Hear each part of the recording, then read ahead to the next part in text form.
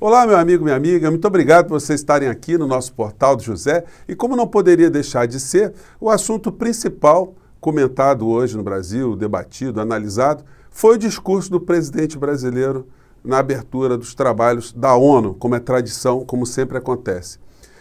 Eu começo o nosso papo aqui fazendo uma pergunta para você. Você se lembra dos outros discursos do presidente brasileiro na abertura da ONU? Você se lembra de outros discursos de outros presidentes na abertura dos trabalhos da ONU? Evidentemente, 99,9% dos brasileiros não se lembram e não se lembrarão. Ninguém se lembra dos discursos do Bolsonaro, que ele já fez. Discursos muito mais lunáticos do que o de hoje. O de hoje parece que teve ali uma mão do Temer, que parece ser agora o inspirador oficial ou redator oficial do presidente brasileiro. Mas era um personagem absolutamente diferente daquele que as pessoas estão acostumadas a ver, né? O Bolsonaro estava lendo um discurso de forma absolutamente robótica, e por isso ele estava com óculos ali para poder enxergar, mas aquela coisa monocórdica. Muitas coisas que ele falou ali, se bobear, ele nem compreendeu direito o que estava escrito ali. Então, qual é a importância do discurso do presidente brasileiro e qual é a importância de discursos na ONU? Os trabalhos foram abertos ali pelo Antônio Guterres, que falou dos temas globais, os temas que preocupam estrategicamente os países, a harmonia entre os países, a paz mundial. Então, ele falou em temas muito importantes do ponto de vista da humanidade.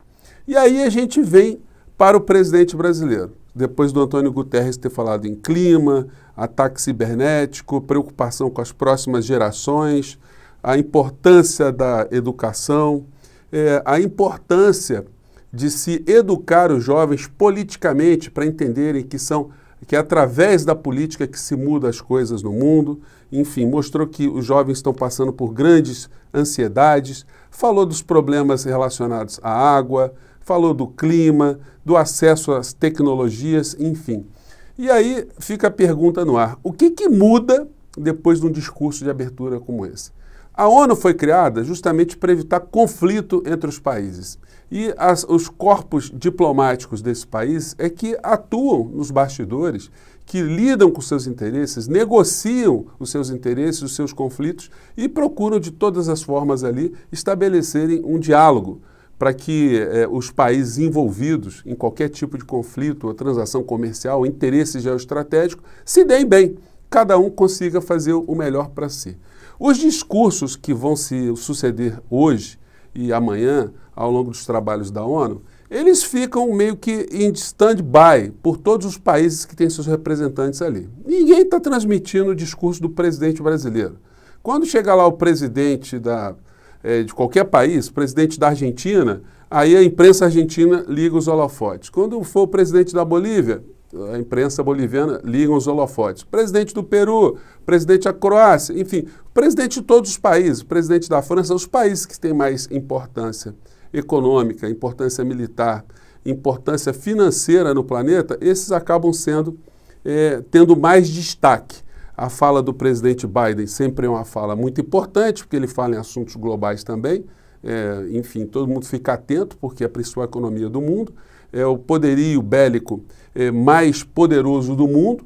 Então, todo mundo fica prestando atenção no que está sendo dito ali pelo líder americano. Todos os líderes americanos sempre tiveram os discursos mais enfatizados ali. A gente vai ter discursos do presidente de Cuba, o presidente da Venezuela, que vão rebater tudo que foi dito pelo Bolsonaro também. Eles vão dizer sempre discursos ali desses personagens menos protocolar, são discursos mais diretos. A gente vai poder ver esse tipo de situação. E com relação ao discurso específico do Bolsonaro, por conta dessa estrutura, ele foi um discurso especificamente voltado para os seus seguidores, para as pessoas que têm uma vinculação religiosa. Então ele fala em Deus, fala em família, discursos absolutamente vazios, e quem está vendo as coisas no Brasil sabem que são discursos mentirosos, são da boca para fora. Não adianta o Bolsonaro fazer uma série de comentários ali, ou alusões de situações que o Brasil está fazendo, porque ninguém se convence com o discurso do Bolsonaro. As pessoas prestam atenção, as pessoas se ligam nos fatos objetivos, nas situações concretas que estão acontecendo, e essas informações são informações qualificadas que são oferecidas pelos cientistas, pelos políticos, pelos analistas, pelos financistas, pelos economistas, pelos militares, que vão abastecendo seus países com as informações reais. Então, moral da história, para que serviu esse discurso do Bolsonaro? Somente para questões internas.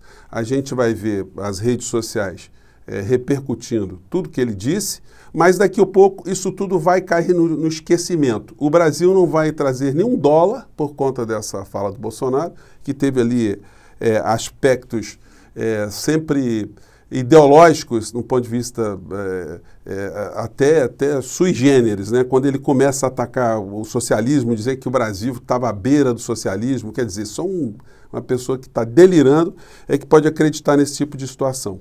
Que o Brasil estava emprestando dinheiro para países comunistas. Ele inventa um monte de história, porque é o seguinte, todos os países para quem o Brasil emprestou dinheiro, os países pagaram. A gente só está tendo agora um resíduo da Venezuela porque ela está tendo um bloqueio.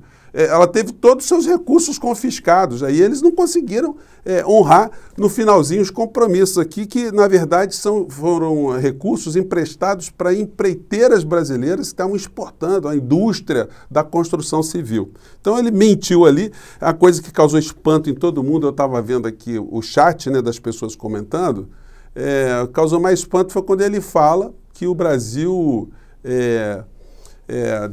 o governo dele deu $800, né, de ajuda, de auxílio emergencial.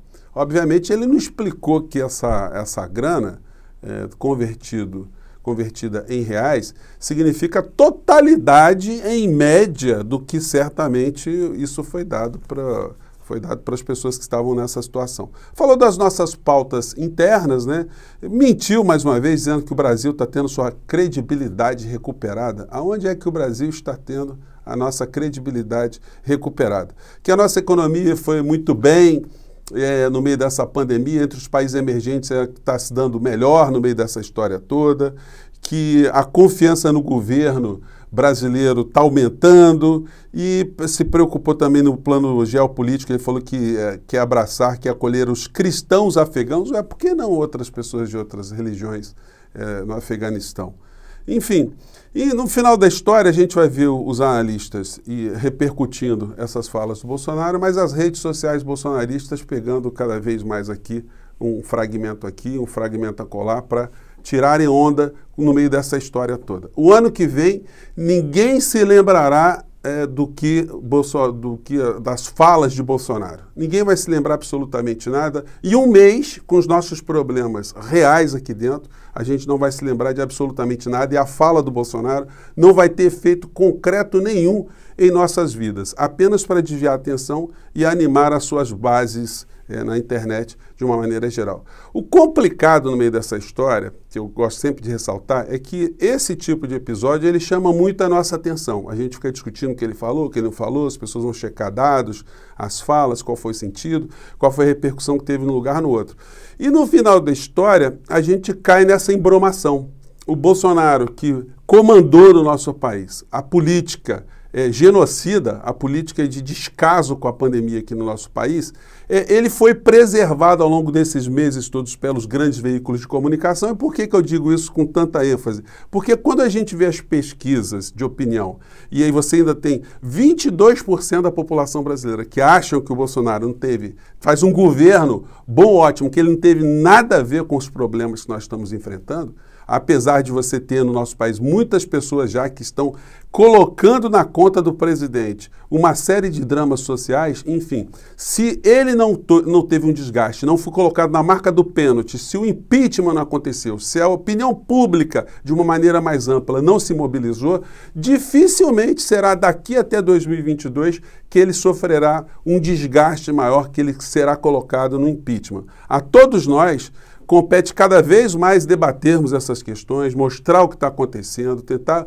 ilustrar para as pessoas que estão próximas de nós que existe uma responsabilidade direta entre o que o presidente da República faz, aquilo que ele comanda, aquilo que ele deixa de comandar e as nossas vidas. E também alertar as pessoas sempre para que percebam que a cobertura das informações, dos fatos que a gente presencia todos os dias, elas tendem a sempre iludir o povo, a sempre enganar o povo, a sempre ludibriar o povo, desviar a atenção dos seus problemas concretos. Porque quanto mais a população tiver consciência crítica, tiver educação, tiver informação, mais ela vai combater todo tipo de exploração a qual ela é submetida sempre. Gente, o nosso papo hoje, um papo menor, foi um papo só para a gente fazer uma resenha. Ao longo desses dias aí a gente vai voltar a conversar sobre todos os assuntos aí e, enfim, você que está comigo aqui, está no nosso portal, mais uma vez, muito obrigado. Você que está chegando agora, se inscreva aqui conosco também, tá bom? Eu fico por aqui mais uma vez, um grande abraço